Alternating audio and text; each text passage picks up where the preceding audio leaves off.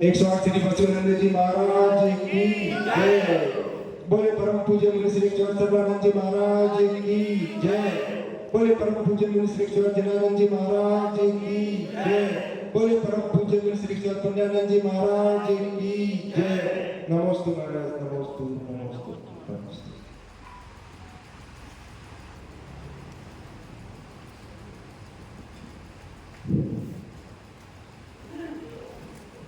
सभी लोग हाथ जोड़ लें।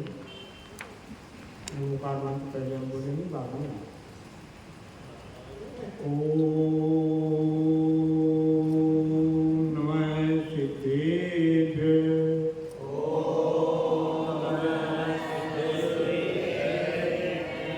नमो हरिहंसारं। नमो सीतानं। नमो आयर्यानं। नमो वज्रायानं।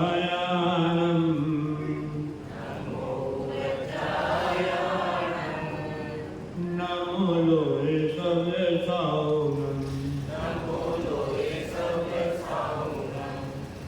तुभ्यं नमः त्रिभुवनाधिहराय नाथ।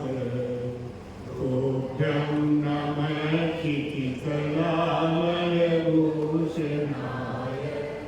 तुभ्यं नमः श्रीजगत्परमेश्वराय। तुभ्यं नमो जिनभवोदवितोषणाय। बोलो देवाय देवी गजानन आदिनाथ भगवान की जय। बोलो परम पूज्य चारित्र चक्रवर्ती आचार्य श्री शांत सागर जी महाराज की जय। बोलो परम पूज्य आचार्य गुरुदेव वसुनंदी महाराज की जय। परम पूज्य मुनि श्री सर्वानंद जी महाराज की जय। परम पूज्य मुनि श्री जिनानंद जी महाराज की जय। बोले परम पूज्य मुनि श्री पुण्यानंद जी महाराज की जय। बोले मुनि संघ की जय। देखिए भैया, हम दो व्रतों के बारे में आपस में चर्चा कर चुके हैं। आज तीसरे व्रत के बारे में थोड़ी सी चर्चा कर दें। तीसरा व्रत है अचौर्य व्रत। अचौर्य मतलब चोरी न करना। चोरी न करने से मतलब क्या हुआ? मतलब किसी की चीज को बिना उसके दिए ग्रहण करना। ये कह सकते हैं कि बिना पूछे किसी की वस्तु को ग्रहण करना चोरी, मोटे मोटे तौर पर। और ये तो मोटी मोटी परिभाषा हो गई। अब जैसे सड़क के दोनों तरफ पेड़ लगे होते हैं, उसमें फलों के भी पेड़ होते हैं कहीं कहीं। आप सुबह घूमने जा रहे हैं और फल के पेड़ पर से फल टपक गया, वो जमीन पर पड़ा, आप क्या करेंगे? बताइए भाई, आप लोग बताइए क्या करेंगे आप? बिना दिए नहीं लेंगे, बिना दिए नहीं लेंगे। वो तो किसी की चीज है ही नहीं, हाथों की देने वाला ही नहीं है। पेड़ की सड़क पे सरकारी है, वो भी एक चोरी है, नीचे से उठा नहीं सकते। देखिए, ये आप कह रहे हैं, मैं तो जो बात गुजर चुकी है मेरे साथ में वो बताता हूँ। गजपंथा में हम लोग कुछ मुनि महाराज ऊपर दर्शन करने के लिए जा रहे थे। जहाँ हम रुके थे वहाँ से 1-1.5 किलोमीटर जाकर आगे पहाड़ी का रास्ता था। रास्ते में एक चैतालय था, उसके दर्शन करके हम लोग बाहर निकले। बराबर में एक पेड़ से दो आम टूटकर नीचे गिरे हुए थे। तो देखिए, मेरे मुंह से क्या निकला श्रावकों के लिए, भैया उठा लो मंदिर में चढ़ा दो, ये कहना भी चोरी का पाप लग गया। जब मैं अपने लिए कह रहा हूं तो आप सोचिए आपकी क्या स्थिति है। सड़क पर 500 का नोट पड़ा है, क्या है, पैर रख के खड़े हो जाएंगे, सब चले जाएंगे तो उठा लेंगे। 500 का नोट है भाई, है? जैसा हमने सुना बचपन में, हो सकता है वो गलत था कि भाई सड़क पे पड़ा है उठा के मंदिर में डाला, मतलब भगवान को भी चोरी का दोष लगा। उठा के अगर उसको मंदिर में डाल दिया तो भगवान को भी चोरी का दोष है। क्यों? वो चीज जो है, जो पड़ी है, वो आपकी नहीं है। किसकी है इससे कोई मतलब नहीं। एक कड़वी बात है, कह दूं आप कहो तो, जितने भी लोग हैं, आप और हम सब मिलाकर सब चोर हैं,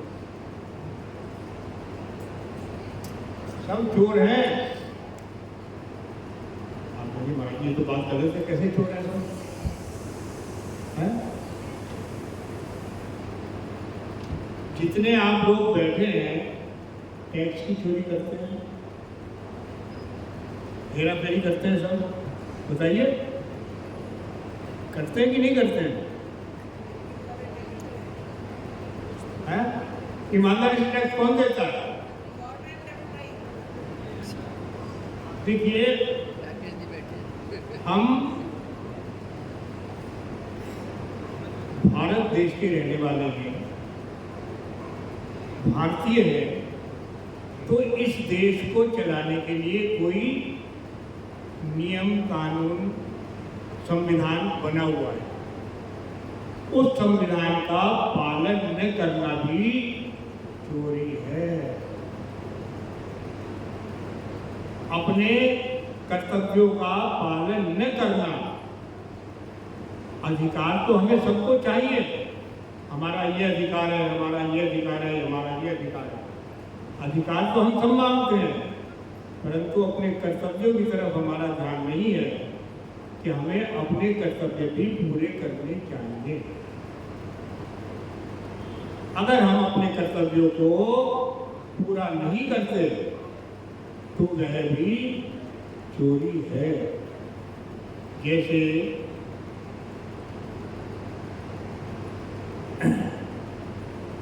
अगर हम स्वस्थ हैं तो हमें अपने आवश्यक कर्तव्य करने चाहिए, जैसे मुनि महाराज के आवश्यक कार्य होते हैं, और हम उसमें थोड़ा सा भी प्रमाद करते हैं तो वह भी हमें चोरी का दोष अवश्य ही लगेगा। ये देखिए, कोई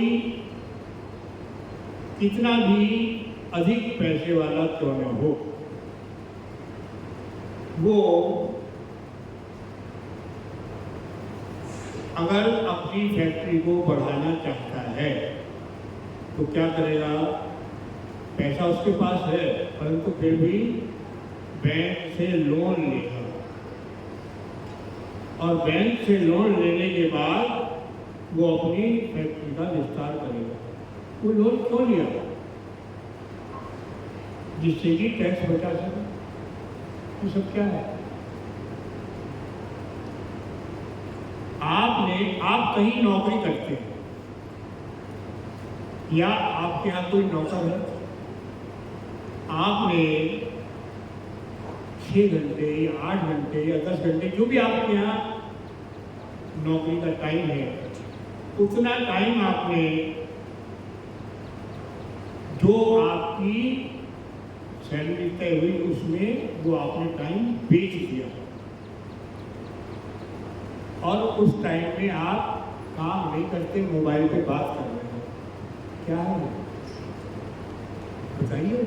ऐसा अक्सर होता है, सब करते हैं। क्या है ये भी तो चोरी है। बहुत सूक्ष्म छोटी छोटी बात है। आपके यहाँ कोई नौकर है और वो काम ना करे और टेलीफोन पे बात करे तो आप उसे 100 बार डांटेंगे, कहेंगे क्यों काम क्यों नहीं करता है? और आप खुद करते हैं तब कोई बात नहीं, हम कर रहे हैं।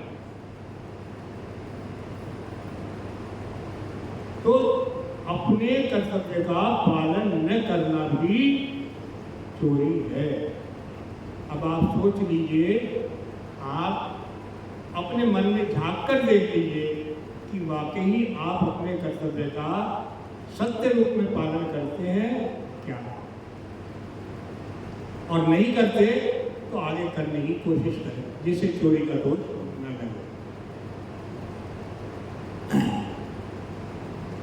देखिए, एक इसमें छोटी सी कथा है। जो व्यक्ति जितना निष्प्रह दिखेगा, अपने आप को ऐसा दिखाएगा कि मुझे कोई आवश्यकता नहीं, निष्प्रह दिखेगा, वो व्यक्ति उसमें उतना ही आसक्त होगा। उसकी कैसे?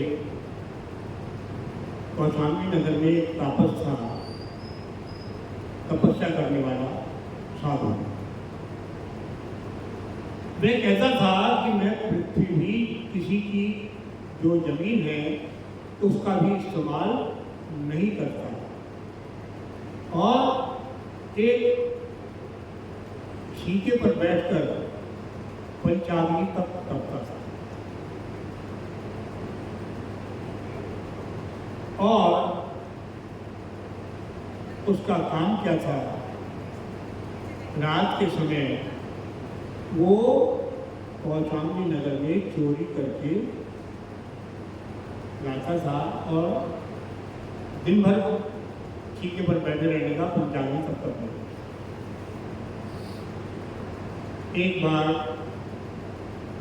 महाजन लोगों ने राजा से कहा कि नगर में चोरी बहुत हो रही है।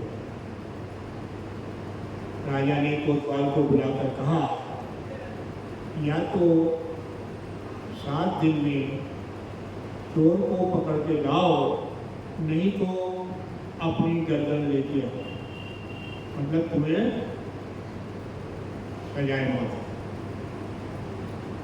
अब उसने बहुत कोशिश करी, परंतु कहीं भी कोई चोर का सुराग नहीं मिला। एक दिन मैं चिंतामग्न बैठा था, 4 दिन गुजर चुके थे। एक व्यक्ति, एक ब्राह्मण, उसके पास आया और उसे भोजन की डिमांड रखी, भोजन के लिए कहा कि मुझे भोजन दो। उसके मुंह से निकल गया कि मैं तो अपनी जान, मेरी तो जान मुसीबत में फंसी है, जान जाने को तैयार है, तुम भोजन मांग रहे हो। उस ब्राह्मण ने, भिखारी ने पूछा, क्या बात है? उसने बताया उसको कि ऐसी ऐसी बात है, कोई चोर चोरी करता है और चोर का पता नहीं है। महाराज ने कहा है 7 दिन में या तो चोर लेके आओ या तुम्हें सजा हो जाएगी मौत। उसने कहा कि यहाँ आसपास कोई ऐसा व्यक्ति है जो बिल्कुल निष्प्रह हो, यहाँ उस जगह पर एक साधु है, वो छीके पर बैठकर पंचाग्नि तप करता है, कि हो सकता है वो तो नहीं, ऐसा तो हो ही नहीं सकता, कोई सबूत है ही नहीं। उसने कहा देखो भाई, ऐसा है,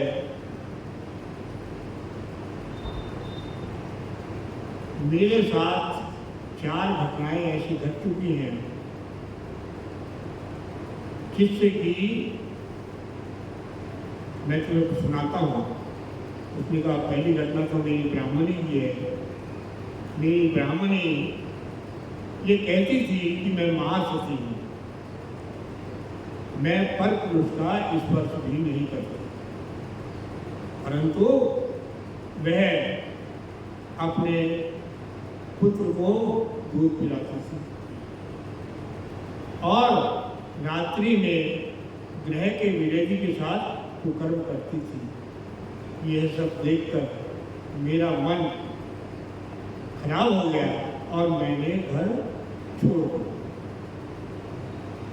घर छोड़ने के बाद क्या हुआ, मैंने अपने जीवन यापन के लिए अपनी लाठी में एक सोने की छड़ अंदर फिट करा ली और वो लकड़ी लेकर मैं अपने घर से चल गया। चलते चलते रास्ते में मुझे एक ब्रह्मचारी मिला। उसने कहा, महाराज मैं आपके साथ चलता हूँ, चलो। मैं उस लाठी को हमेशा अपने साथ रखता था, तो उस ब्रह्मचारी को शक हो गया कि इस लाठी में कुछ न कुछ बात है कि बाबा अपने पास से लाठी को बिल्कुल अलग नहीं करता, कुछ न कुछ चक्कर है। हम लोग रात में एक कुंभकार के मकान में विश्राम किया था। तो जब हम सुबह वहाँ से चले तो कुछ दूर आने के बाद वह ब्रह्मचारी कहता है, अरे महाराज गलती हो गई। क्या हुआ?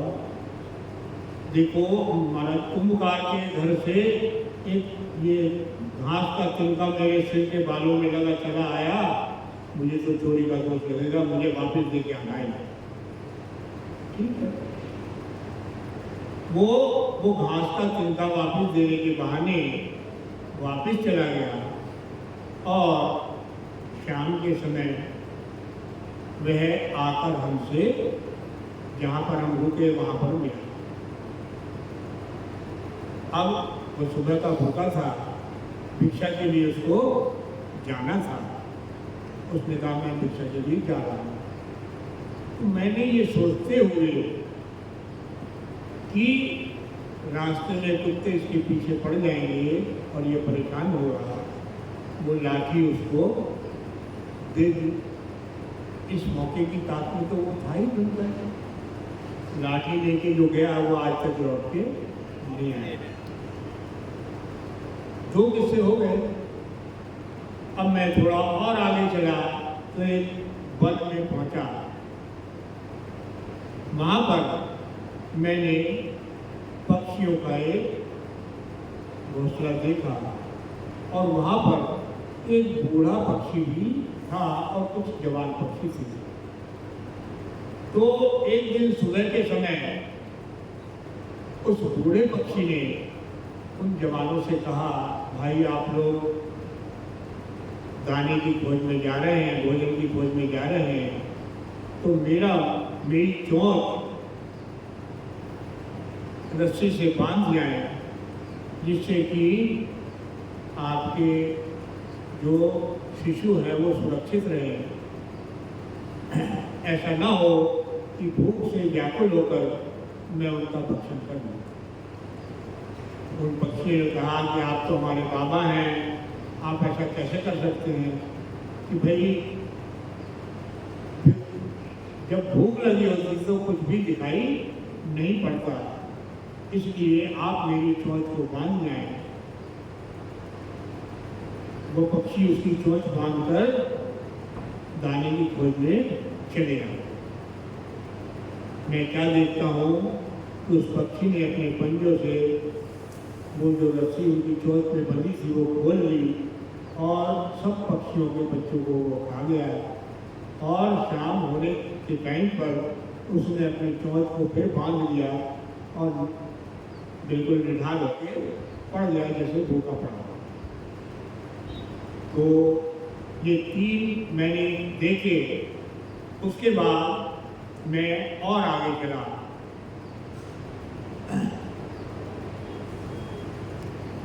तो मैंने देखा कि एक नगर में एक तपस्वी दोनों हाथ पे शिला लेकर खड़ा और पूरे दिन वो शिला हाथ में लिए तपस्या करता। परंतु रात्रि में वो चलना शुरू करता है और ये कैसे चलता है कि हे जीवो हट जाओ, मैं आगे पैर रख रहा हूँ, हे जीवो हट जाओ, मैं आगे पैर रख रहा हूँ। ऐसे करते हुए वे रात्रि में भ्रमण करता है, परंतु जहाँ कहीं भी उसको कोई अकेला धनवान पुरुष मिलता है, वह सिरा उसके ऊपर पटक देता है और उसकी जेवरात वह चोरी कर देता है। ये 4 बातें मैंने देखी हैं, इसलिए मैं कह रहा हूँ कि जो निष्प्रह व्यक्ति है वही चोर हो सकता है। अब वो कोतवाल उससे कहता है तो इसका पता कैसे लगे? रामन कहता है मैं इसमें आपकी मदद करूँगा। भैया कैसे करोगे, क्या करोगे? आप रुकिए, कल आप मुझे यही मिलना। वह व्यक्ति, वह ब्राह्मण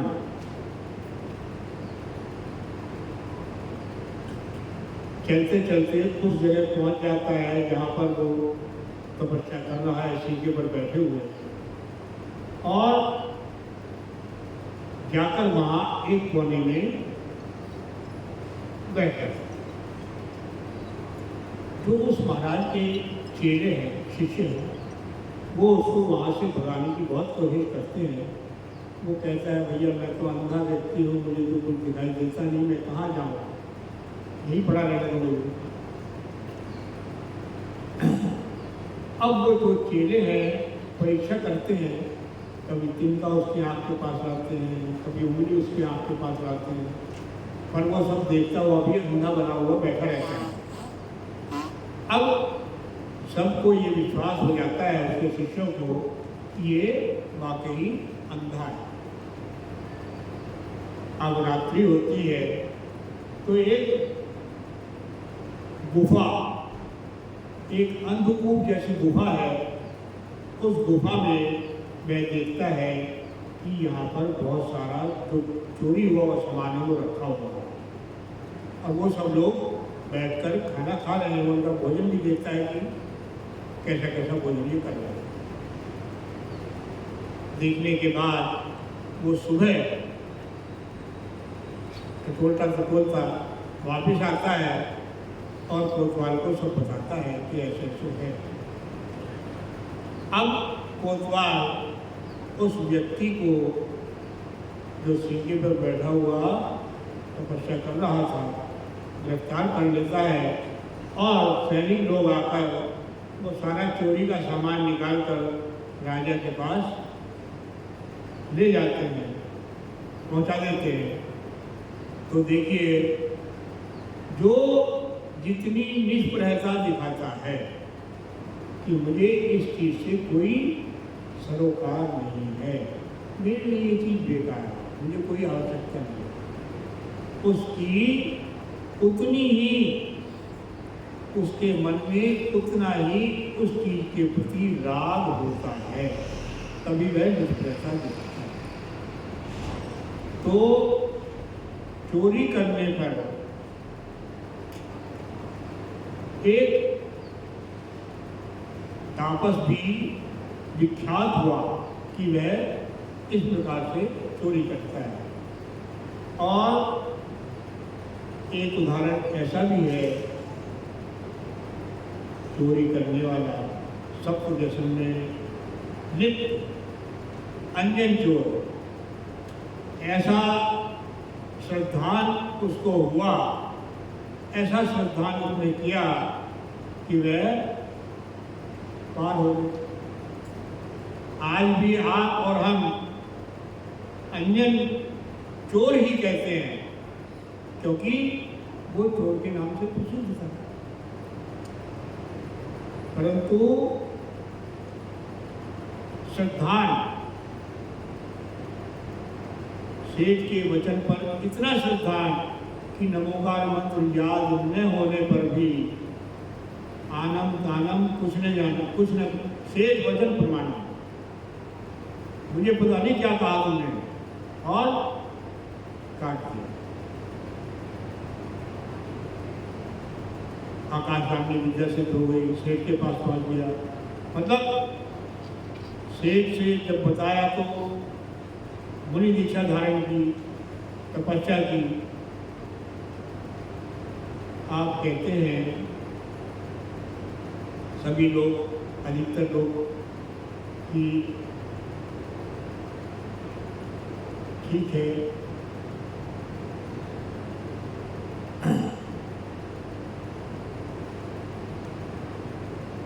जो दो लाइनें हैं एक भजन की, कौन कहता है महावीर आते नहीं, कौन कहता है महावीर आते नहीं, चंदन बाला की तरह तुम बुलाते नहीं। इस लगन से, इस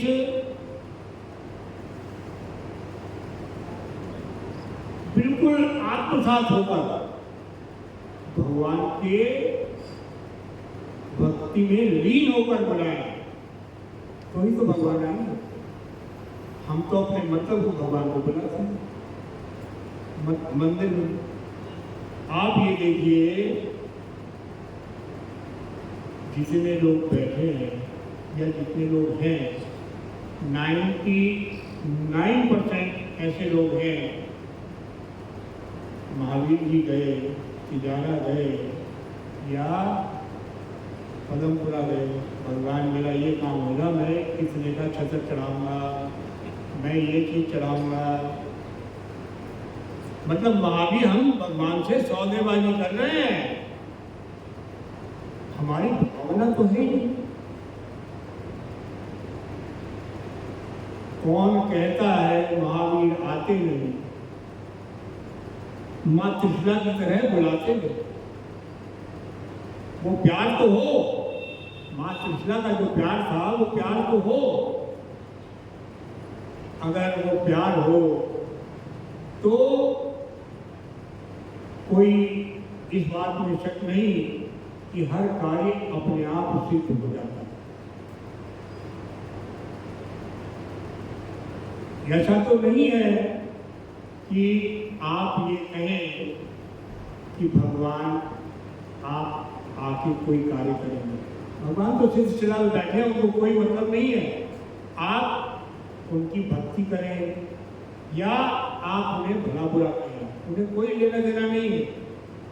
परंतु आपकी भक्ति करने से, आपके कर्तव्यों का पालन करने से जो कर्म आपके बनते हैं, वो कर्म ही आपको सुख और दुख देते हैं। आपके कार्य की सिद्धि आपके द्वारा बंधे हुए कर्मों के द्वारा ही होती है। अगर आपको अच्छा लगा हो और आप ठीक समझते हो तो कम से कम पूरे समय के लिए नहीं तो ये तो आप विचार कर ही सकते हैं, ये तो आप नियम ले ही सकते हैं कि कम से कम महीने में 5 दिन, 10 दिन, 7 दिन हम अपने कर्तव्यों का ईमानदारी से पालन करेंगे। पूरे महीने ना करें, पूरे वर्ष भर ना करें, पर वर्ष में 50 दिन तो ऐसे हम करेंगे कि भाई हम इस दिनों में, जैसे अभी आपका भादों का महीना आने वाला है, भाद्रपद में विशेष जो कभी नए मंदिर आने वाले हैं, वे भी मंदिर आते हैं, दर्शन उनके भी हो जाते हैं। तो ये विचार कर सकते हैं कि भाई भादों के महीने में हम अपने कर्तव्यों का पालन करेंगे, अचौर्य भावना को भाएंगे और किसी भी प्रकार की चोरी नहीं करेंगे। अगर आपको उचित लगे तो आप ये नियम ले सकते हैं। बाकी जैसा कोई किसी के साथ जबरदस्ती नहीं है, जैसा आपको अच्छा लगे, जैसा आपको उचित लगे, क्योंकि जैसे कर्म आप करेंगे आप इनको भरने पड़ेंगे। ऐसा नहीं है कि आपके करे हुए कर्म मुझे भुगतने पड़े। तो इसलिए आप सोचें, समझें और जो आपको अच्छा लगे वो कर लें। इन्हीं शब्दों के साथ मैं अपने वाणी को विराम देता हूँ। बोलो परम पूज्याचार्य गुरुदेव वसुंधि महाराज की जय। मुनि श्री सर्वानंद जी महाराज की, मुनि श्री दीनानंद जी महाराज की जय। बोले मुनि श्री ईश्वर गुणानंद